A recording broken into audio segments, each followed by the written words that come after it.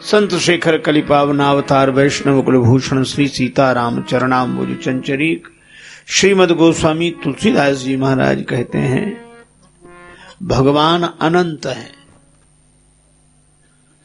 इसलिए उनकी कथा भी अनंत है।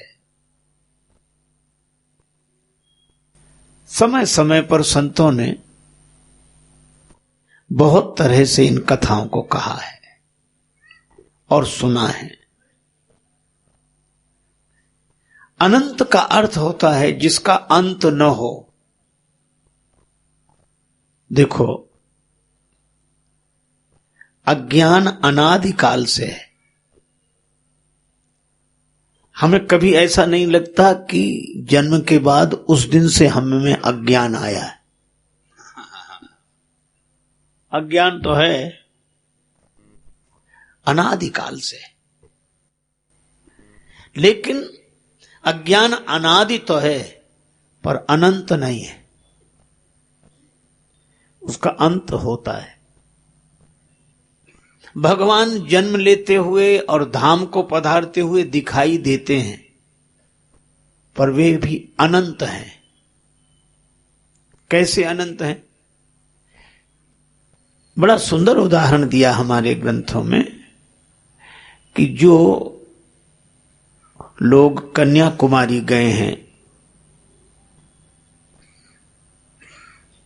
उन्होंने वहां एक दृश्य देखा होगा। सवेरे सवेरे सूर्योदय देखने जाते हैं लोग, और सूर्य भगवान समुद्र में से निकलते हुए दिखाई देते हैं। और शाम को देखो तो सूर्य भगवान समुद्र में ही अस्त होते हुए दिखाई देते हैं। तो फिर प्रश्न है, क्या सूर्य भगवान समुद्र में से ही प्रकट हुए हैं? और अगर समुद्र में से ही प्रकट हुए हैं तो जहां समुद्र नहीं है वहां प्रकट नहीं होना चाहिए उन्हें?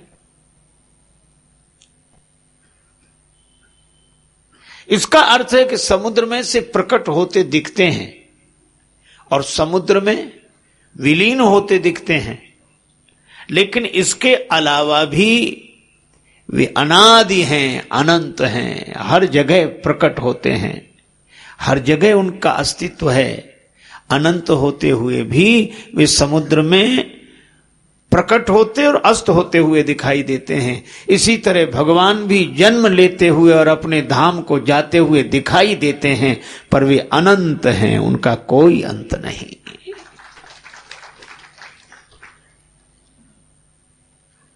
अच्छा, अब एक बात है कि समुद्र से निकलने वाले सूर्य भगवान को जो देखने जाते हैं, उन्हें कोई अज्ञानी कहे, वे तो बेचारे आनंद में हैं। उदय होते हुए सूर्य को देखकर, अस्त होते हुए सूर्य को देखकर आनंद में हैं। और कोई ज्ञानी उनके आनंद को मिटाने की चेष्टा करे, अरे झूठे, समुद्र में से कहीं सूर्य निकलता है? पागल है। और कोई तर्क देने लगे तो उनके सूर्य भगवान के दर्शन का सुख ही समाप्त हो जाएगा। इसीलिए मैं कहता हूं, राम ही भजहि तर्क सब त्यागी। उस समय तर्क देने वालों से सतर्क रहें। उस समय तो उसके सौंदर्य का दर्शन करें।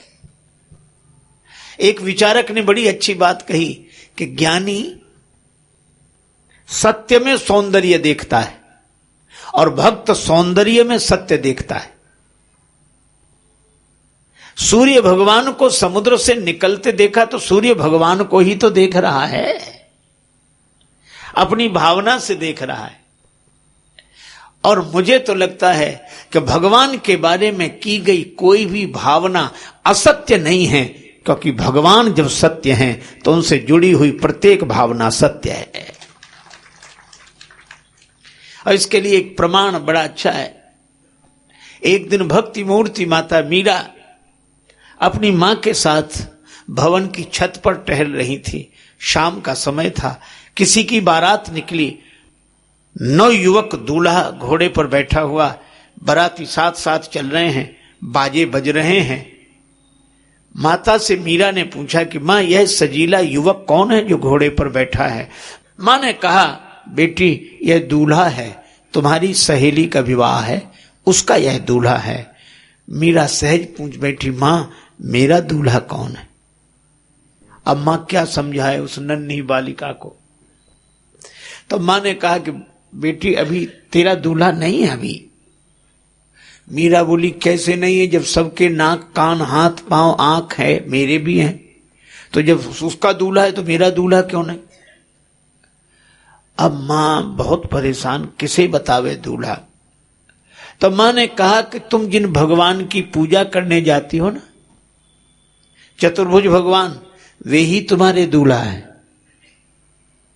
आश्चर्य, बात साधारण सी थी, बात बिल्कुल सत्य नहीं थी, पर मीरा ने सवेरे क्या किया, सधवा देवियों की तरह मांग भर ली, श्रृंगार करके बैठ गई, चूड़ी उड़ी और घूंघट डालकर। मां ने कहा, बावली यह क्या कर रही है? मीरा ने कहा, मेरा विवाह हो गया। किसके साथ? जिसको तुमने बताया था। कब हुआ विवाह? सपने में। माई माने सपना मां परण्या जी दीनानाथ, सपना मां परण्या जी दीनानाथ।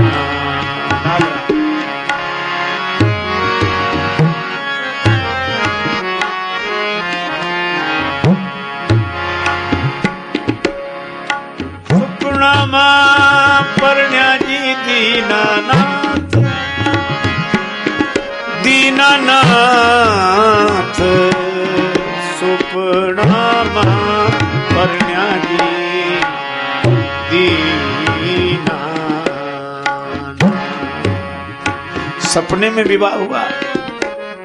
बराती कितने आए? 56 कोटा जना पधार्या, 56 करोड़ बराती, जितने यादव सब बराती।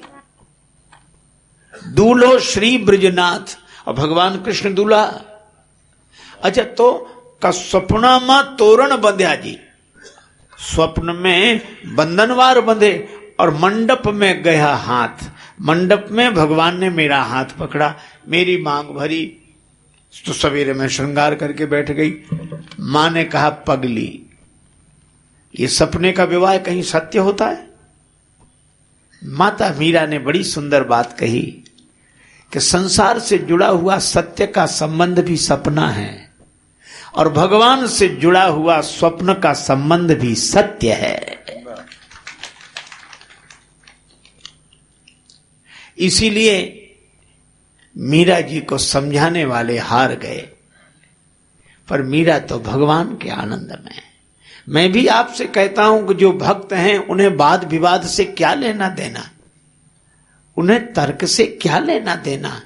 मिल के बैठो, आओ हम कुछ प्यार की बातें करें, मिल के बैठो, आओ हम कुछ प्यार की बातें करें। हो चुका जिक्र जहां, अब यार की बातें करें। और जिस्म देकर जिस्म के संग जिसने जानो दिल दिया, हम तो दिल से अब उसी दिलदार की बातें करें। और गले पड़ने से तो अच्छा है कि लग जाओ गले। गले पड़ने से तो अच्छा है कि लग जाओ गले। छोड़कर तकरार, अब त्योहार की बातें करें। छोड़कर तकरार, अब त्योहार की बातें करें।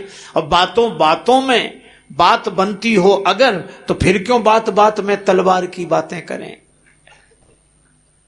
और राजेश जिनको मिल चुका उनकी मोहब्बत का मजा, राजेश जिनको मिल चुका उनकी मोहब्बत का मजा, वो क्यों किसी से बैठकर बेकार की बातें करें। इसलिए भगवान से जुड़ी हुई भावना सत्य है, परम सत्य है, क्योंकि उनका लक्ष्य परमात्मा सत्य है। एक वृद्धा माता थी, उसको शालिग्राम भगवान के रूप में एक पाषाण मिल गया। वो शालिग्राम नाम ही नहीं जानती थी, उसने अपने भगवान का नाम रखा गोल मटोल। और गोल मटोल की सेवा करे बस। भगवान के पार्षद लेने आए, अंतिम समय आ गया, चलो बैकुंठ चलो। बुढ़िया बोली, अरे बाबरे बैकुंठ की बात रहो तू बोल, भीतर मेरो सो रहो ठाकुर गोल मटोल। पार्षद वापस गए, भगवान से कहा वो गोल मटोल को छोड़कर नहीं आना चाहती, तो भगवान स्वयं आए कि चल मैया मैं आ गया हूं, मैं असली हूं, बाकी सब मुझे पाने के साधन हैं, छोड़ चल मेरे साथ। बुढ़िया बोली, भगवान हो सो आपको प्रणाम, लेकिन मेरे गोल मटोल के कारण आप मिले हो, गोल मटोल जाएगा तो मैं चलूंगी। तो भगवान बोले ले चल, गोल मटोल को भी ले चल। आप विचार करके देखें, भक्तों ने भगवान को अपने से जोड़ा है, और अपने से जोड़कर वे निहाल हो गए। उन्हें संसार से मतलब नहीं है। अच्छा, उन्हें कोई समर्थन दे इससे भी मतलब नहीं है, कोई विरोध करे इससे भी मतलब नहीं है। वे तो राम जी के रंग में रंगे हुए हैं। उन्हें कोई गलत कहे, ठीक है हम गलत हैं, पर हम और हमारे भगवान, बस यही सिद्धांत है। हरि अनंत, हरि कथा अनंता। भगवान का भी अंत नहीं है, भगवान की कथा का भी अंत नहीं है। कहां सुनहि बहुविधि सब संता। भगवान की इन कथाओं को कहने वाले भी संत होंगे, सुनने वाले भी संत होंगे, क्योंकि भगवान की कथा कही जाए और सुनी जाए। गावहि सुनहि सदा मम लीला। एक, अब भगवान के 3 रूप हैं, 3।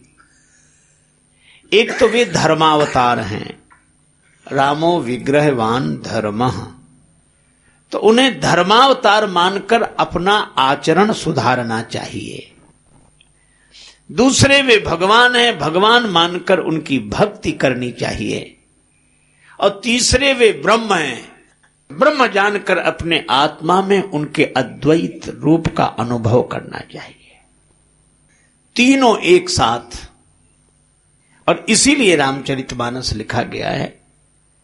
तो कोई तो राम जी को धर्मावतार के रूप में देखता है, कोई भगवान के रूप में, कोई ब्रह्म के रूप में है। और राम जी अलग अलग दिखाई देते हैं, लेकिन अलग अलग दिखाई देने के बाद वे एक ही हैं। हरि अनंत, हरि कथा अनंता। कोई किसी दृष्टि से देखता है, कोई किसी दृष्टि से देखता है। इसीलिए अपने मन को खाली करके भगवान को देखो। निर्मल मन जन सो मोहि पावा, भगवान कहते ही हैं। तो मैं आपसे चर्चा कर रहा था कि राम जी को धर्मावतार माने तो वे गुरुदेव से सब कह देते हैं। राम कहा सब कौशिक पाही, लक्ष्मण जी से भी सब कह देते हैं। यह मर्यादा है। अपने मन में उठने वाली वृत्तियों को गुरुजनों को सुनाओ, अपने बंधुओं को सुनाओ। और राम जी भगवान हैं। इसीलिए जनकपुर की देवियां क्या कहती हैं? भगवान हैं और इनकी सुंदरता देवियों ने देखी। सोने को गुमान गयो गोरे को बिलो की सखी, सांवरे को देख नील कमल लजाए हैं। भूपति राजेश मिथिलेश के बुलाई बे पे युगल कुमार संग कौशिक जू लाए हैं। हेरत हजारन के हियरा हरण किए, लाखन के लोचन चितई के चुराए हैं।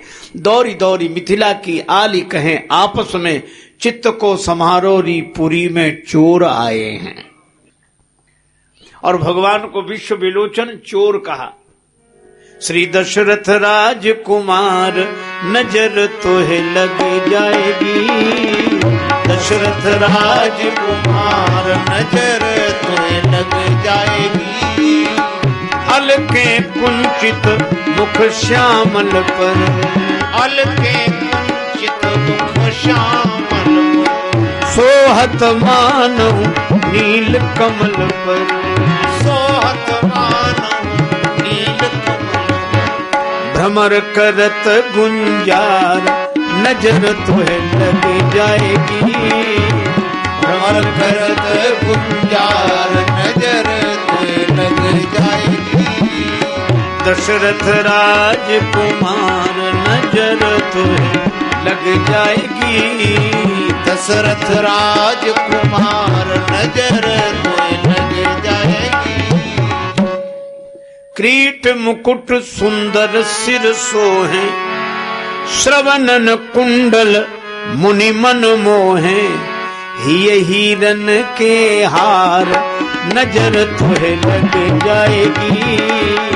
हिय हीरन के हार नजर तुहे लग जाएगी। दशरथ राजकुमार नजर तुहे लग जाएगी। दशरथ राजकुमार नजर तुहे लग जाएगी।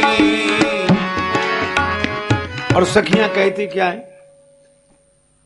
ये चर्चा घर घर अलियन में, बिहरे मिथिला की गलियन में।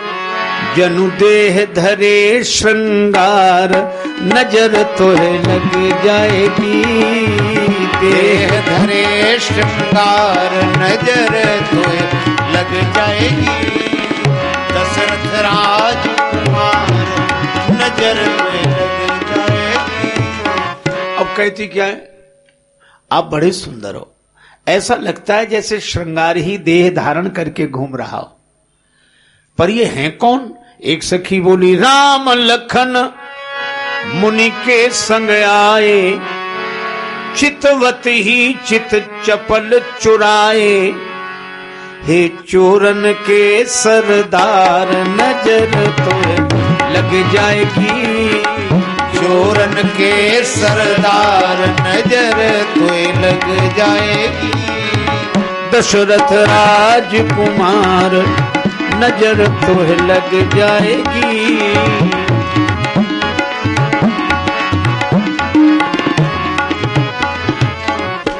अच्छा, चित्त चुरा लिए कि नहीं? विश्व विलोचन चोर। अच्छा, चोर चोरी करने के बाद कहीं छिपता, ये तो बीच बाजार में घूम रहे।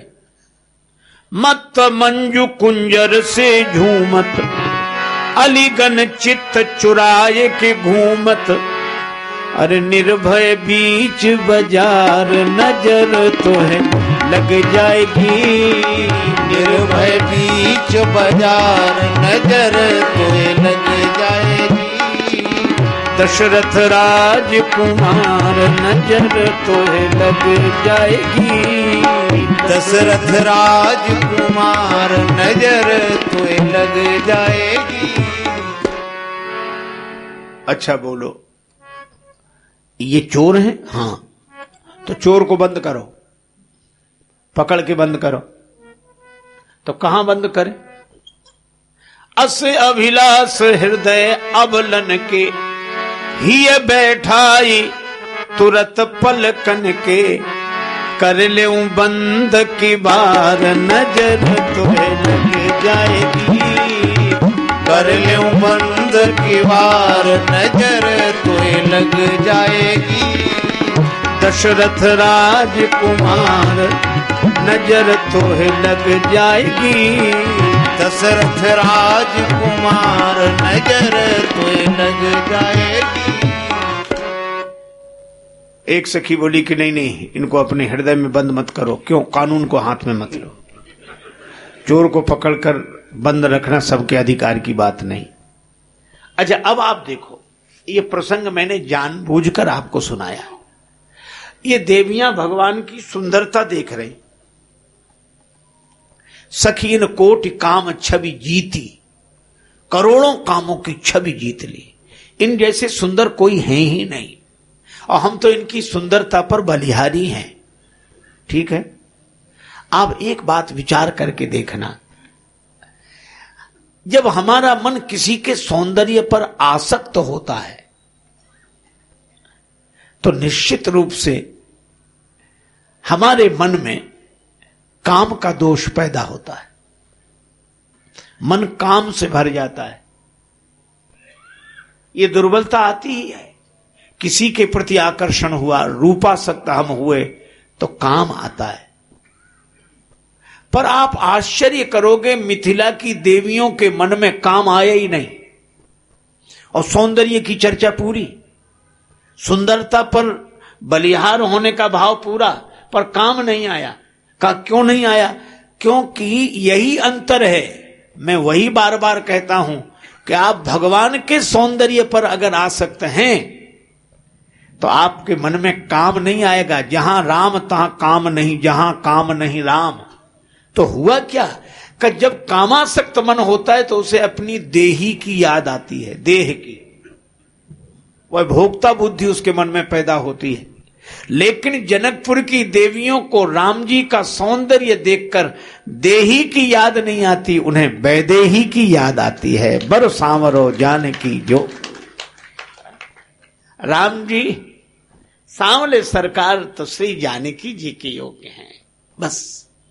अच्छा, तो तुम क्या चाहती हो? राम जी तुम्हारी तरफ देखें? नहीं नहीं, श्री जानकी जी तुम्हारी तरफ देखें ना।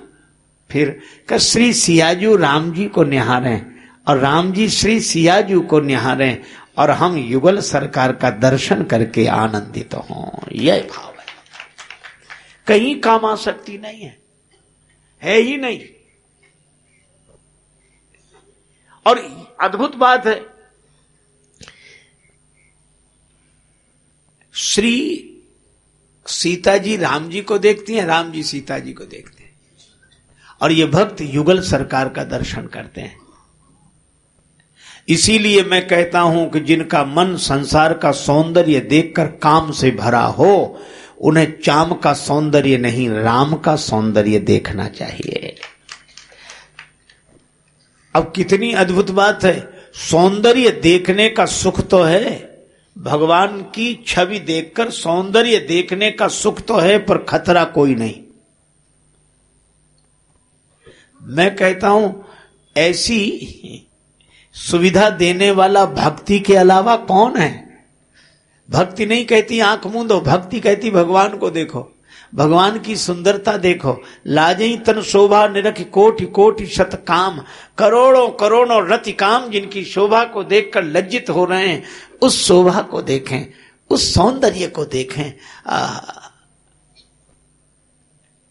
अगर भगवान प्रकट न हुए होते तो ऐसा सौंदर्य कहां देखने को मिलता।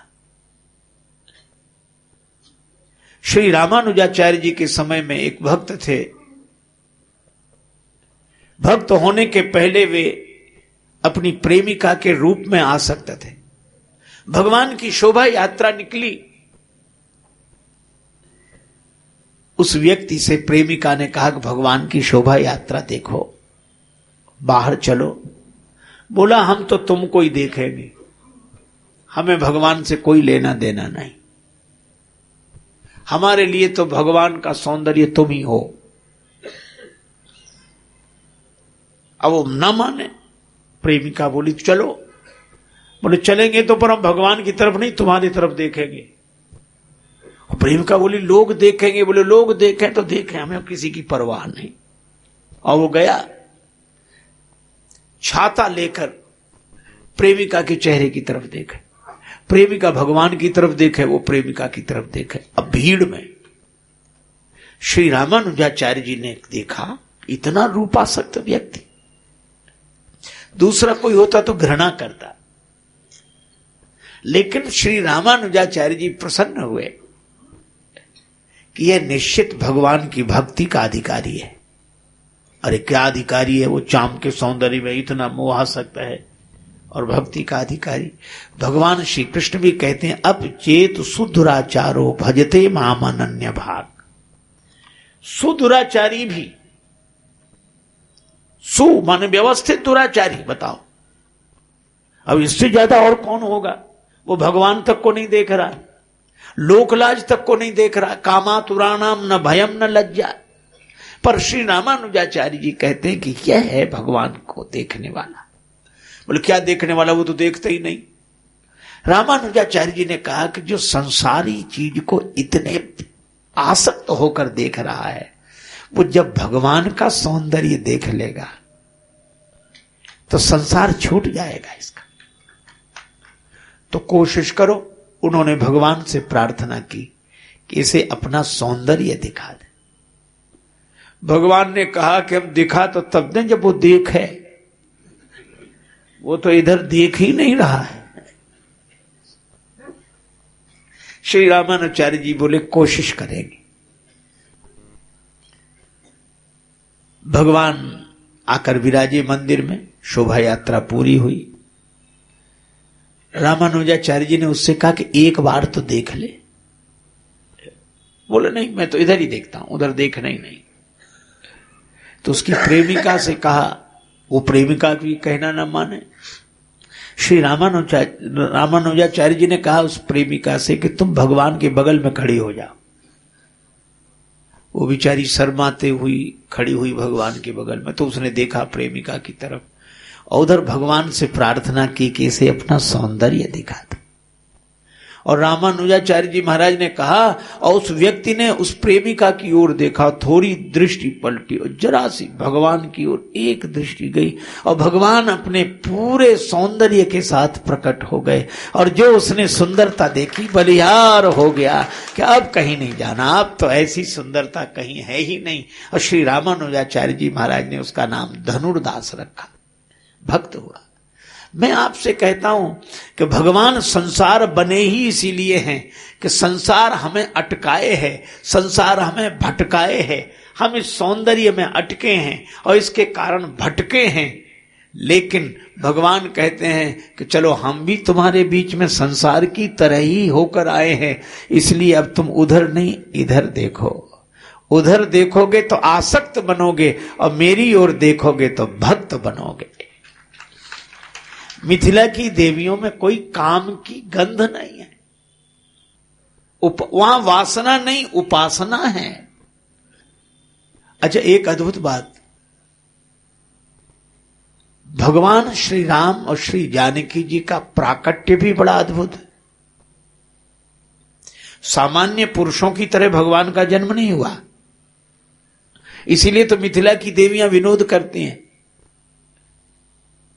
एक देवी ने लक्ष्मण जी से कहा, सखी ने, छोटे कुंवर साहब आपकी उत्पत्ति बड़ी अद्भुत है, ये कथा तो सुनने लायक है। कहा क्या? माताओं से तो खैर जन्म हुआ आपका, लेकिन हमने सुना है कि यज्ञ में अग्निदेव प्रकट हुए, खीर का प्रसाद दिया कि बांट दो, तो आपका जन्म खीर से हुआ।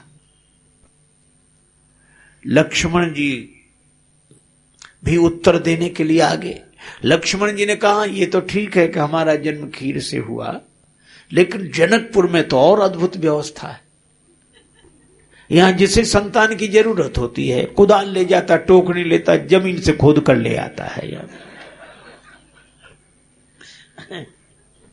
हमारे तो खीर से, तुम्हारे यहां तो पृथ्वी से ही। बात विनोद की है। एक संत थे, वो कहा करते थे कि इसमें तो मिथिलापुरी की महिमा है। या में महिमा, या में प्रबल पक्ष मिथिला को, लखो उभय परिपाटी, काम करे जो खीर अवध की, सो मिथिला की माटी। अयोध्या की खीर जो काम करती वो मिथिला की मिट्टी से होता।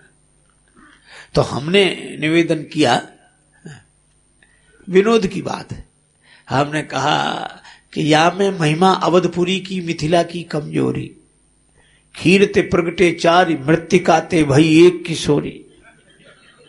खीर से 4 पुत्रों का जन्म हुआ, मृत्तिका से एक किशोर। तो अब आप ये देखो, है तो विनोद की बात, लेकिन इस विनोद में रस क्या है कि सांसारिक प्रक्रिया से भगवान का जन्म नहीं हुआ और श्री किशोरी जी का भी जन्म नहीं हुआ। तो जो, और प्रत्येक के जन्म में काम कारण है। राम की कृपा है। राम की कृपा से जीव का जन्म होता है और काम के कारण शरीर का जन्म होता है। पर जिनके शरीरों का जन्म भी इस तरह हुआ हो, उनमें काम की गंध भी कहां मिलेगी। और ऐसे श्री सीताराम जी का दर्शन करके व्यक्ति काम से मुक्त हो जाएगा। और मैं कहता हूं कि इतनी बड़ी मुक्ति देने वाली तो ये भक्ति है, भगवान के सौंदर्य से जोड़ देने वाली भक्ति है। इसलिए किसी की बात माने बिना आप तो राम जी के सौंदर्य का आनंद लें, आनंद लें।